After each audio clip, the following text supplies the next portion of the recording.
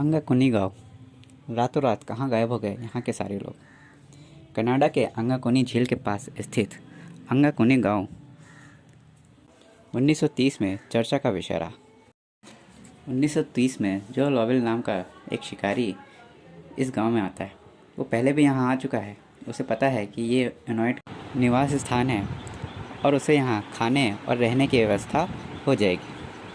लेकिन गांव पहुंचकर वह हैरान रह जाता है। गांव पूरी तरह से वीरान पड़ा था, एक भी आदमी वहाँ नहीं था। सारे घर खुले पड़े थे, घरों से आग का धुआं भी निकल रहा था। उनके पालतू कुत्ते मरे पड़े हुए थे और उन्हें देख के ऐसा लग रहा था जैसे वो भूख से मर गए। लेकिन हैरानी की बात ये थी कि खाना वहाँ पड़ा हुआ था, खाना पड़ा था, फिर भी ये सब भूख से कैसे मर गए, ये एक रहस्य था। उसने घर के अंदर जाके देखा तो चूल्हे पे खाना रखा था जो पूरी तरह से जल चुका था। चूल्हे में आग अभी भी हल्की हल्की जल रही थी और घर का सारा सामान वैसा का वैसा ही पड़ा हुआ था।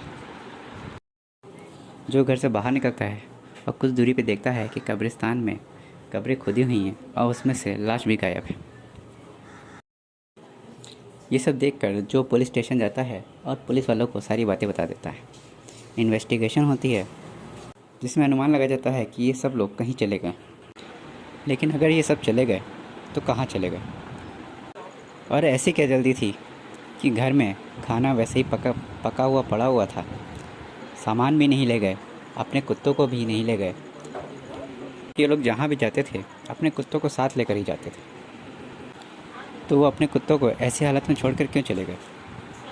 और कुत्तों ने पास रखा खाना तक क्यों नहीं खाया? वो भूखे क्यों मर गए?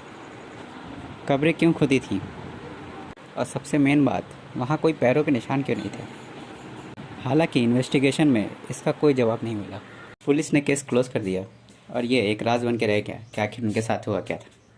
1983 में रॉजर और नाइजल द्वारा एक किताब आई, the world's greatest UFO mystery, जिसमें इस घटना को एलियन द्वारा किया गया माना गया था।